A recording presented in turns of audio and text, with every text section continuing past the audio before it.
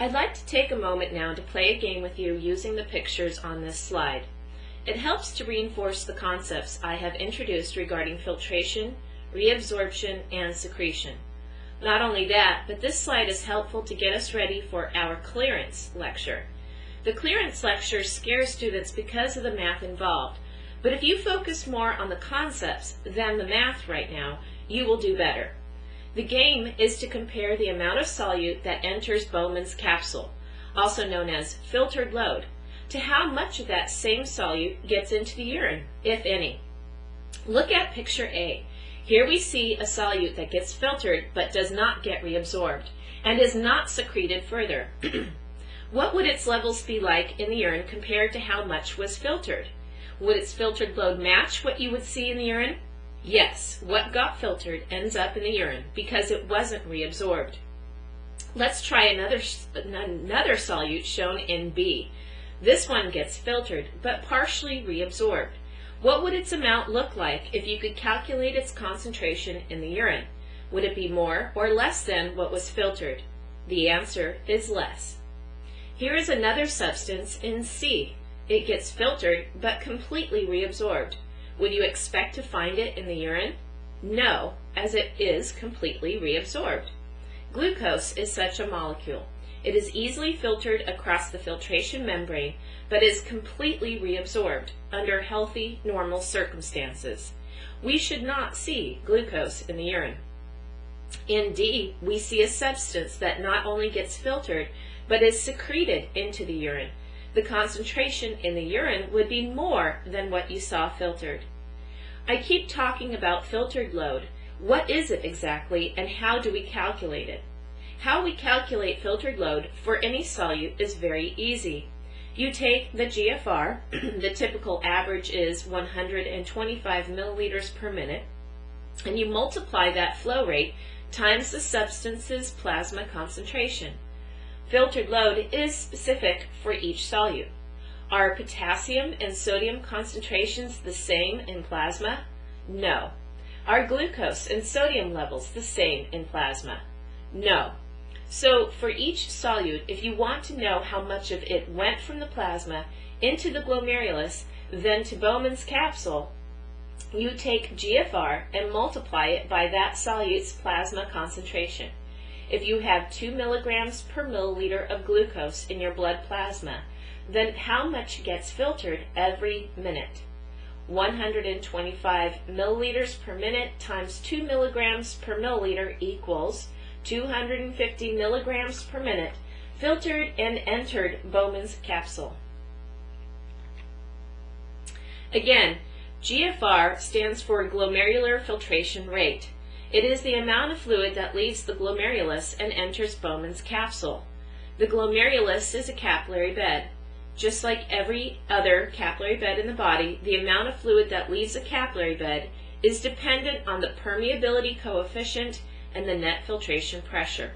The net filtration pressure is the sum of the hydrostatic and colloid osmotic pressures, or Starling forces. Let me address the permeability coefficient first. For the glomerulus, the permeability coefficient is now called the KF, or filtration coefficient. This coefficient represents the overall surface area available for filtration.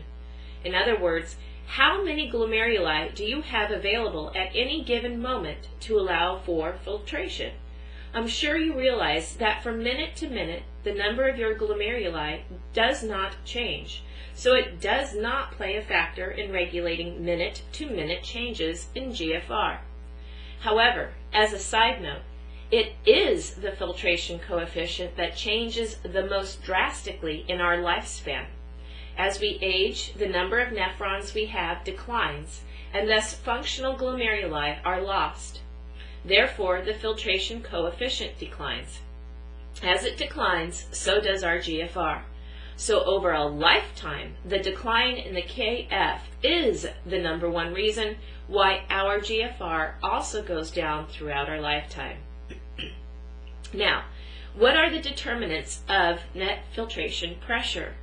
As we discovered in Unit 3, the net filtration pressure is dependent on the sum of Starling forces that favor movement of fluid out of the capillary bed minus the sum of Starling forces that favor the movement of fluid into the capillary bed.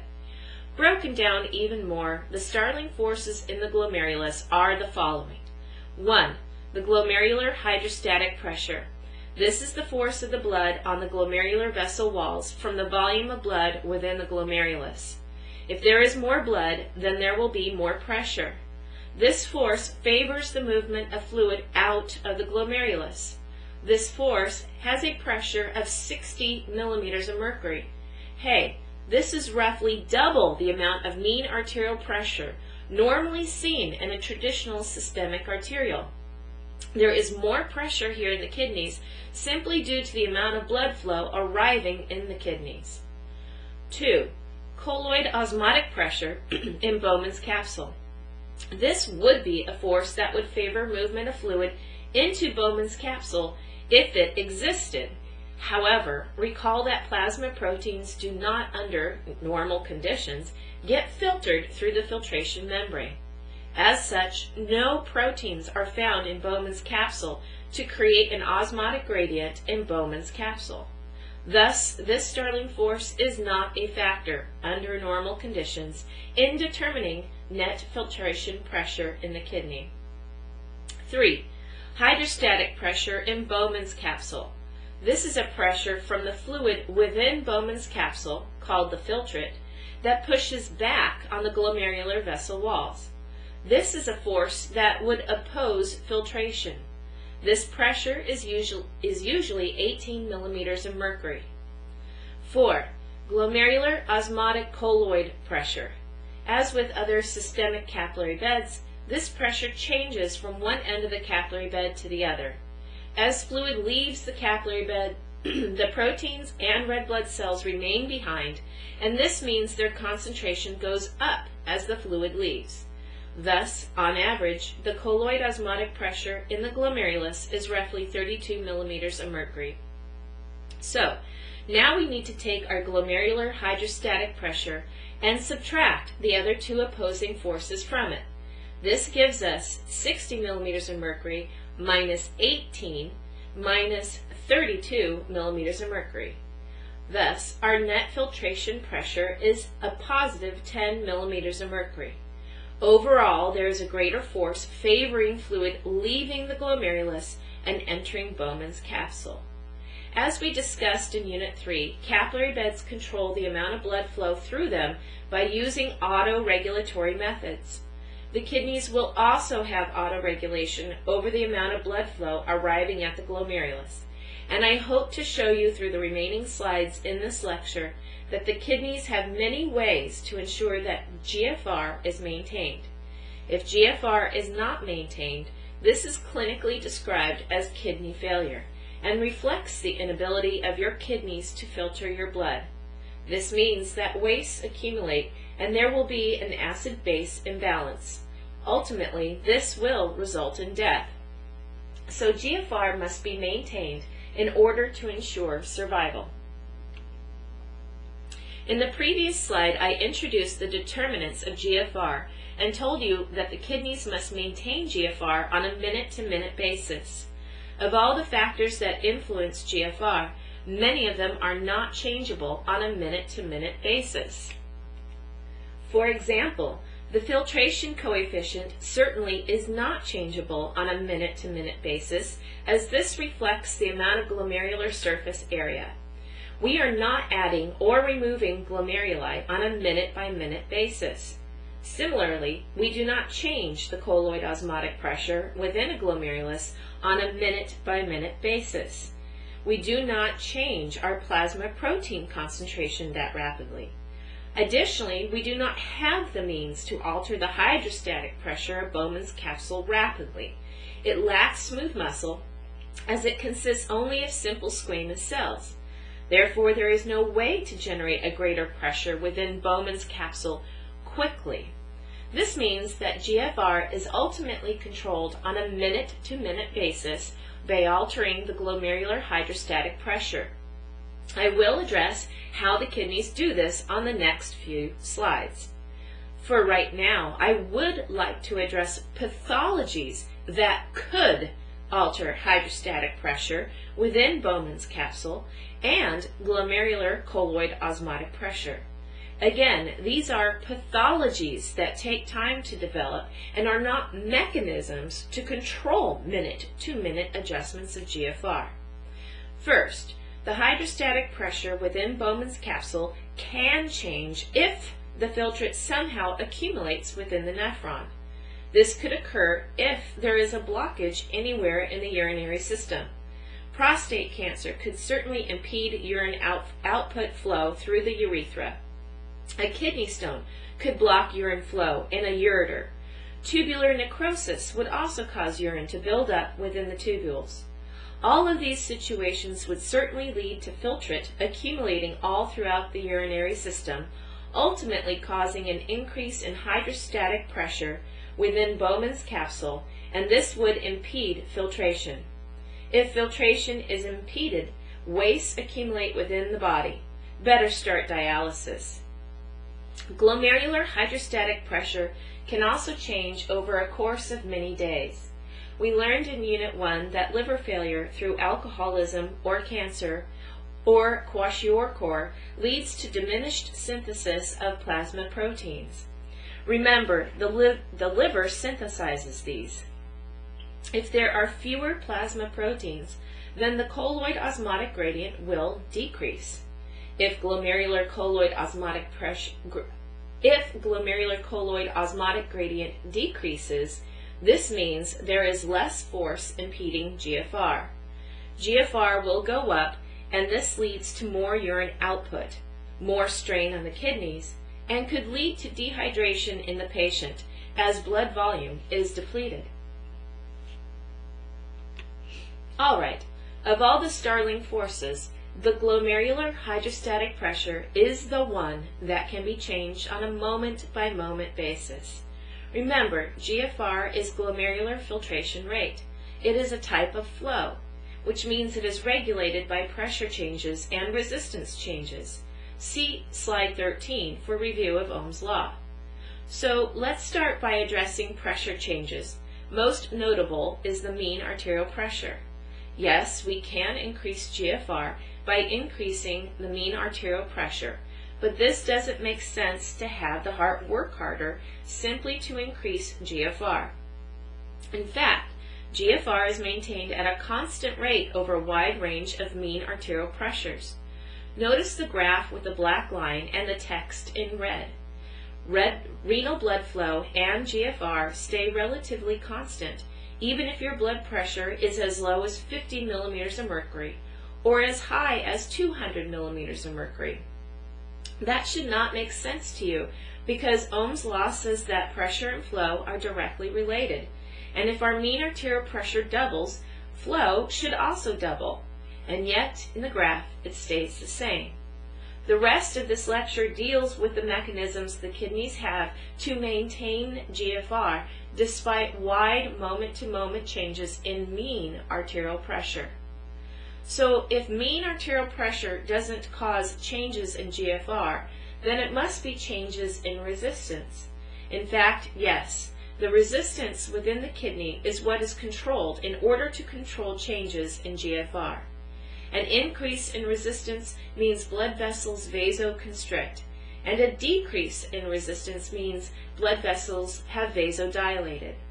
The blood vessels within the kidney that have this power to regulate glomerular hydrostatic pressure are the afferent and efferent arterioles. You will soon be doing a PhysioX lab that clearly demonstrates the control these arterioles have over filtration rates. This is a nice summary slide to show you that controlling glomerular hydrostatic pressure can be altered on a moment-to-moment basis simply by changing the resistance of the upstream and or downstream arterioles. Remember, arterioles have a lot of smooth muscle and can create resistance by changing the diameter of the vessel. R stands for resistance in this slide, not radius. If the resistance of the afferent arteriole goes up, what does that mean? What must have happened to its radius? The vessel must have vasoconstricted, so the radius must have gone down. If the resistance of the afferent arteriole goes up, GFR should go down. Not only does GFR go down, but renal blood flow does too. Why? Remember Ohm's law. Renal blood flow equals change in pressure over resistance. If the afferent arteriole has just increased its resistance, what has happened to renal blood flow? It must decrease. If the resistance for the afferent arteriole goes up, what has happened to GFR? It has increased. Question: what happens to renal blood flow? Same as before. Because resistance in the kidney has gone up, renal blood flow has gone down. Let me summarize the determinants of GFR. First, GFR equals the filtration permeability coefficient times the net filtration pressure. Net filtration pressure equals glomerular hydrostatic pressure minus hydrostatic pressure of Bowman's capsule minus glomerular colloid osmotic pressure. If the filtration coefficient goes up, if you have more filtration surface area or more permeability, then GFR will increase. If the hydrostatic pressure in Bowman's capsule increases, say from prostate cancer or a renal calculus, which is a kidney stone, then GFR will decrease. If the glomerular colloid osmotic pressure increases, say from dehydration, then GFR will go down. If there is liver failure or dietary depletion of protein, then plasma proteins will decrease, and so will the glomerular colloid osmotic pressure, and GFR will increase. Finally, if there are changes in the glomerular hydrostatic pressure, then these will influence GFR. In fact, it is the glomerular hydrostatic pressure that is changed on a moment-to-moment basis in order to maintain GFR. The hydrostatic pressure of the glomerulus is regulated by changing the resistance, think vessel radius, of the afferent and efferent arteriole. If the afferent arteriole radius is decreased, then the resistance has increased. This is the vessel that allows blood to enter the glomerulus. So, if this is suddenly vasoconstricted, then the amount of blood flow into the glomerulus goes down. This means the blood volume in the glomerulus is lower, and thus the glomerular hydrostatic pressure is lowered. GFR will decrease. If the resistance of the afferent arteriole is decreased, that means radius increased, then there will be more blood flow into the glomerulus, more glomerular hydrostatic pressure, and thus more GFR. Additionally, GFR can be regulated through changes in the efferent arteriole. If the resistance of the efferent arteriole decreases, that means radius increases, then the blood will move out of the glomerulus easily. This means less volume of blood dammed up in the glomerulus, and thus less hydrostatic pressure and less GFR. If the resistance of the efferent arteriole is increased, that means radius decreased, then this means that the blood will be trapped in the glomerulus, and thus glomerular hydrostatic pressure and GFR increases. You will be doing a PhysioX lab that demonstrates the effects of changing the radii of the afferent and efferent arterioles on GFR. I am sure that you can understand that you have variations in your cardiac output throughout the day. Maybe you are exercising, or maybe you just got angry, or maybe you are sexually aroused. All of these would lead to a change in cardiac output.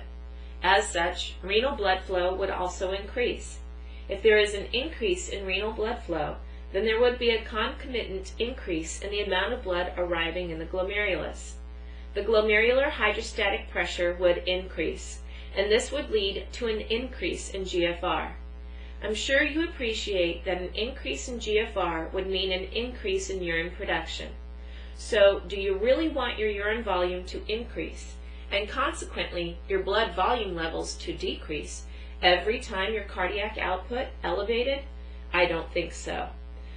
No one would want to have to go urinate every 5 minutes during a workout, nor when you are angry or sexually aroused. So the kidneys have wonderful mechanisms to auto-regulate the amount of GFR. Think of it as their way of auto-regulating the amount of blood arriving at the glomerulus. Doesn't this sound familiar? Remember, the glomerulus is a capillary bed, and just like other systemic capillary beds, there are local controls that can dictate how much blood arrives at the glomerulus.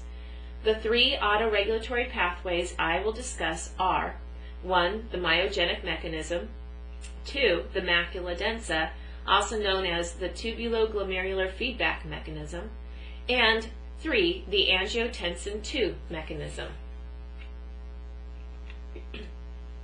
Let's start with the myogenic mechanism. Smooth muscle has an amazing property. The more it is stretched, the more it will contract. Why does this happen? With more stretch, the membranes of the smooth muscle cells allow more calcium to enter the cell. With more calcium comes more contraction. With more contraction comes more vasoconstriction, and this decreases the amount of blood flow to downstream vessels. So let's imagine that you just got onto the treadmill. Your venous return increases thanks to your skeletal muscle pump. You understand by now that more blood return means more blood must be pumped out of the ventricles. If stroke volume goes up, then so does the hydrostatic pressure on the vessel walls.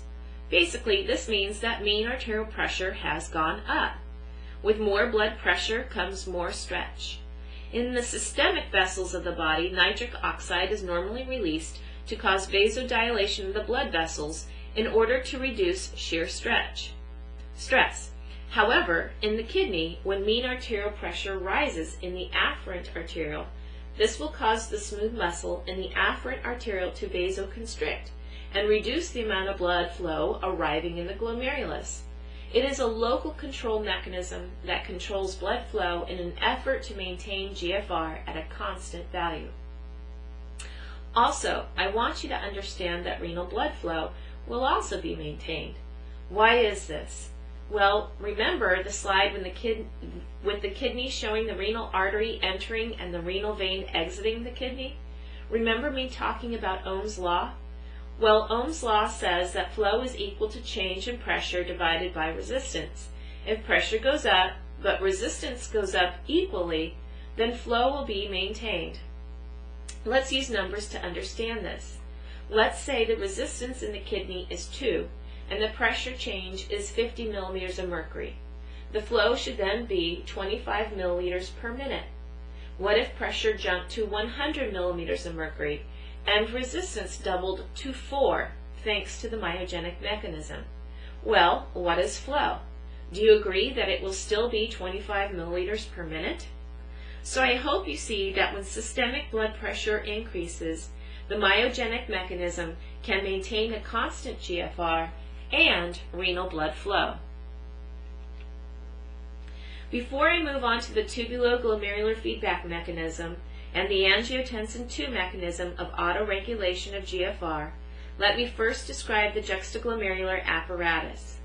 The juxtaglomerular apparatus consists of the following: 1. The afferent arteriole, 2. The efferent arteriole, 3. The cells surrounding the afferent and efferent arterioles called juxtaglomerular cells, also known as granular cells, 4. The early distal convoluted tubule with its simple cuboidal cells called the macula densa cells, and 5. The extraglomerular mesangial cells found in between the afferent and efferent arterioles. These are not shown on this slide. The mesangial cells have been shown to have contractile properties and are thought to play a role in regulating the radius of the afferent and efferent arterioles. The juxtaglomerular cells respond to blood pressure changes. They are mechanical pressure receptors and release a hormone called renin when blood pressure drops. The macula densa cells within the distal convoluted tubule are chemoreceptor cells, and they monitor the levels of sodium chloride within the lumen of the early distal convoluted tubule.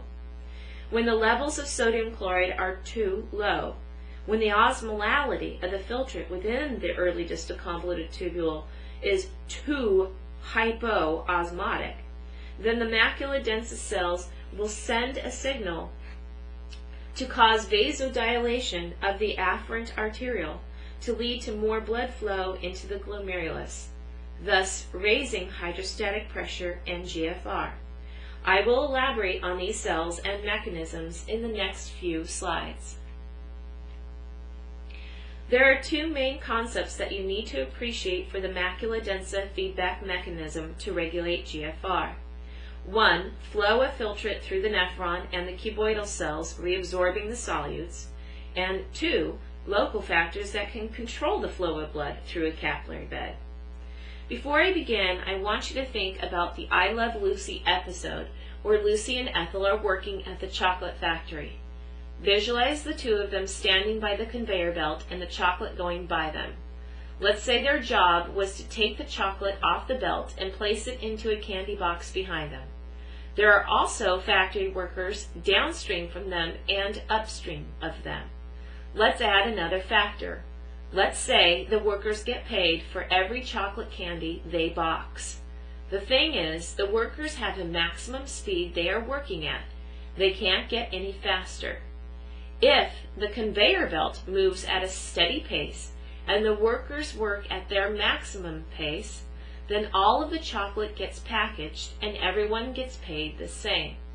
The only thing that can change is the speed of the conveyor belt. What would happen to Lucy and Ethel's income if the conveyor belt slowed down? Do you agree that the upstream workers would have more opportunity to package more chocolates, leaving less for all the downstream workers? What would happen if the conveyor belt sped up? Do you agree all the workers would lose money? Okay, now back to the nephron. The conveyor belt represents GFR, and the chocolates represent the sodium chloride. The workers represent the tubule cells of the nephron. Lucy and Ethel are in the early distal convoluted tubule, and they are the macula densa cells. All the workers, or tubular cells, are working as maximally as they can. They only have one speed. The conveyor belt should move at a pace where all workers get even amounts of chocolate, or sodium chloride. If the belt, or GFR, slows down, then the upstream tubular cells reclaim most of the sodium chloride. The filtrate becomes increasingly hypoosmotic. By the time the filtrate reaches the early distal convoluted tubule macula densa cells, there isn't enough sodium chloride left to retrieve. Having less sodium chloride in the filtrate at this point means your reserve supply has been compromised. Remember, the downstream tubules are responsive to hormones and will reabsorb the last bits of sodium chloride and water for when your body is dehydrated or has low blood volume or pressure. If there isn't any sodium chloride left to reabsorb, your kidneys can't increase your blood volume then. So, the macula densa cells monitor the sodium chloride. They are chemoreceptors. If the sodium chloride levels are too low, if the filtrate is too hypoosmotic, then the macula densa cells stop releasing adenosine and increase their release of nitric oxide. On the next slide, I'll explain the effects of adenosine in more detail. This leads to vasodilation of the afferent arteriole, and this means less resistance to blood flow to the glomerulus. More blood flow means more glomerular hydrostatic pressure, and GFR goes back toward normal. The conveyor belt moves at a pace where all workers get their fair share.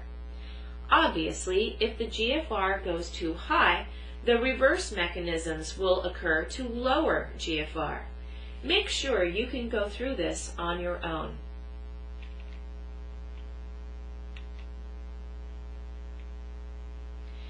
Remember back in Unit 3, you learned about chemicals released by tissues that autoregulated the blood flow into their capillary bed? If you recall, adenosine was a vasodilator and ATP was a vasoconstrictor. The kidneys, and later in Unit 5, the lungs, are an organ that can reverse the effects of these chemical signals. In fact, in the kidneys, adenosine and ATP both are vasoconstrictors. Researchers created knockout mice for the adenosine and ATP receptors. Knockout means they deleted the gene that would code for these receptors. So the mice lost their ability to express these genes. As such, their kidneys could not respond to the chemical signals of adenosine nor ATP. These mice lacked the ability to properly regulate their moment-to-moment changes in GFR. Their tubuloglomerular feedback mechanism was gone. The juxtaglomerular cells, as I said before, are pressure-sensitive cells. If the blood pressure drops, then these cells will release renin. Once renin is in the bloodstream, it will cleave a plasma protein called angiotensinogen into two parts. One of those pieces is angiotensin 1. Once this protein fragment flows through the pulmonary capillary beds, an enzyme in the pulmonary capillary bed called angiotensin converting enzyme, or ACE, will cleave it. Again, one of the parts is now called angiotensin 2. Angiotensin 2 is a powerful vasoconstrictor and causes increased resistance systemically, but also notably on the efferent arteriole. If the resistance of the efferent arteriole increases through vasoconstriction, then the blood dams up in the glomerulus and thus increases glomerular hydrostatic pressure. This will help maintain GFR. However, because the resistance within the kidney has increased, the overall renal blood flow will decrease. See slide 13 to review Ohm's law with respect to renal blood flow. This graph does a nice job of showing how the juxtaglomerular apparatus has two different ways of autoregulating GFR. Through 1, the macula densa feedback mechanism, and 2, the angiotensin 2 formation. They are never active separately. If the macula densa cells are activated, so are the juxtaglomerular cells to release renin. Let's walk through this slide.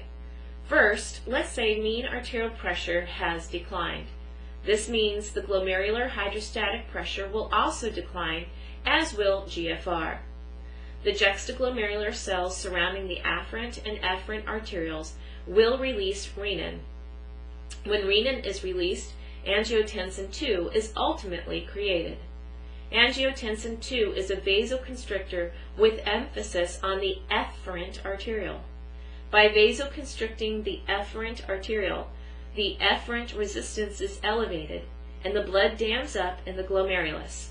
More blood volume means more hydrostatic pressure and thus more GFR. Concurrently, when the blood pressure dropped and signaled the juxtaglomerular cells, the reduction in GFR also signaled the macula densa cells in the early distal convoluted tubule. Picture yourself as the filtrate flowing through the PCT and loop of Henle. There isn't as much filtrate around you due to the decreased GFR, but the tubule cells are still working as quickly as ever. They do not change their pace to match the flow. They have only one speed.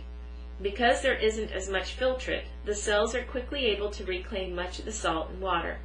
By the time the filtrate reaches the early distal convoluted tubule, hardly any is left. The filtrate is extremely hypoosmotic. Believe it or not, this is a problem. Because after the early distal convoluted tubules comes the late distal convoluted tubule and collecting tubules and ducts. Remember, these are sites where hormones can act and cause these structures to reabsorb even more sodium and water when the body needs it. But the filtrate has been pretty much depleted of its salt and water by the time it reached the early distal convoluted tubule. Now there isn't as much of a reserve, and this could be dangerous. So the macula densa cells release chemicals that act on the afferent arteriole. Adenosine and ATP act as vasoconstrictors, and nitric oxide acts as a vasodilator. When GFR is low, the macula densa will not release as much adenosine and ATP and will increase their nitric oxide release. This causes the afferent arteriole to vasodilate, less resistance, and increases blood flow to the glomerulus, raising hydrostatic pressure and restoring GFR. Now, this example has been for a drop in blood pressure. The juxtaglomerular apparatus can act in reverse if blood pressure increases and causes too much GFR. Be able to discuss how excessive GFR can be regulated through tubular glomerular feedback on your own. Despite autoregulation, renal blood flow and GFR can be changed due to nervous system input and hormones. Again, autoregulation is for moment-to-moment changes in GFR. There are times when the nervous system will need to change renal blood flow and GFR, particularly during the sympathetic response. The nervous input is acute or short-term. There are also times when renal blood flow and GFR need to be adjusted on a long-term basis. This adjustment comes from hormones, and they are briefly discussed on the next slide. Let me expand on the nervous system input. First of all, there aren't parasympathetic fibers found in the kidney. Only sympathetic innervation exists. The sympathetic nerve fibers innervate efferent and afferent arterioles, and research suggests even the interlobular arteries. Now, it should be known that the afferent arteriole is particularly innervated by the sympathetic nervous system. The innervation raises the resistance of both the afferent and efferent arterioles and leads to a decline in GFR and also renal blood flow. Why would the sympathetic nervous system do this? Remember, the sympathetic nervous system causes systemic increases in resistance through vasoconstriction in order to raise mean arterial pressure. This helps increase cardiac output, remember? During the time of fight or flight, I'm sure you can appreciate the immediate goal is to get out of the dangerous situation. This situation isn't necessarily running from a predator, but can occur from dehydration or severe emotional stress, hemorrhage, and even pain. These can all lead to a decline in extracellular fluid volume and leads to an increase in sympathetic tone. Let's go with the dehydration or hemorrhage scenario. In these cases, the blood volume is depleted. Now is not the time to risk losing even more blood volume by making urine. So the nervous system slows down renal blood flow and GFR. Understand, I didn't say it stops it completely. I just said renal blood flow and GFR are decreased. The sympathetic nervous system also innervates the granular or juxtaglomerular cells of the juxtaglomerular apparatus. You have already learned that the granular cells release renin, and this leads to angiotensin II synthesis. Later on in this unit, you will learn that angiotensin II isn't only involved in autoregulation of GFR, but also causes the tubule cells of the nephron to change their salt and water reabsorption.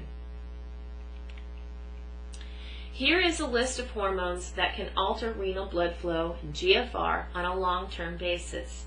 It is better to think about them on an individual basis and avoid thinking about them released all at once, because this leads you down the road of which one would exert the most effects. Let's start with angiotensin II. As you already learned, it is a powerful vasoconstrictor, not only in the kidney, but also systemically. Its effects are most notable on the efferent arteriole, as it causes vasoconstriction. With this increased resistance within the kidney, means the renal blood flow will decrease. But because the blood dams up behind the constricted efferent arteriole, GFR will be maintained. Again, maintaining a normal GFR is imperative to the body. It ensures that wastes are removed from the body and maintains pH balance. During the time when angiotensin II is created, renal blood flow goes down. If angiotensin II is around long term, then the kidneys are at risk of becoming ischemic, which means reduced blood flow, and hypoxic, which means reduced oxygen content. As a countermeasure, the kidney cells can also secrete prostaglandins to cause vasodilation of the larger kidney vessels. This helps prevent renal ischemia, helps maintain renal blood flow, and thus also helps maintain GFR. Let's pretend. Let's say a patient has had a severe hemorrhage and has lost a considerable amount of blood volume. The patient is no longer bleeding and is recovering in the hospital. The immediate sympathetic effects are over, and now hormones come into play to restore homeostasis. Due to decreased blood pressure due to blood loss, there has been decreased renal blood flow and decreased GFR. The juxtaglomerular apparatus has instigated the release of renin, and this led to angiotensin II synthesis.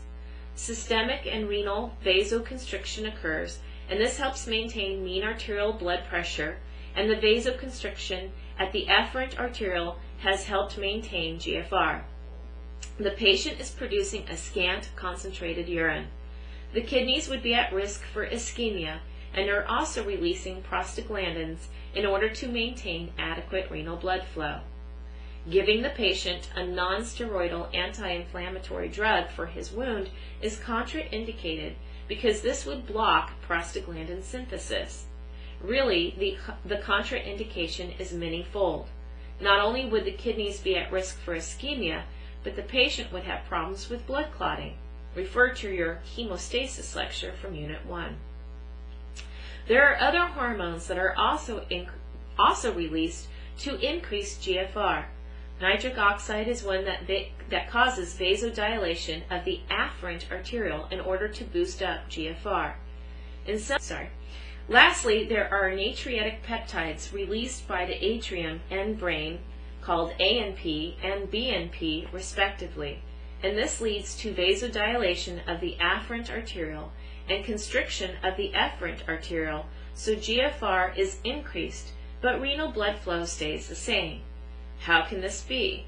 First, it's not hard to understand how vasodilating the upstream arteriole and constricting the downstream arteriole leads to increased GFR, as there is more blood in the glomerulus and thus higher hydrostatic pressure. The increased resistance of the efferent arteriole is counterbalanced by the decreased resistance of the afferent arteriole, so overall resistance stays the same, and so does renal blood flow. This concludes our lecture on the introduction to the renal system.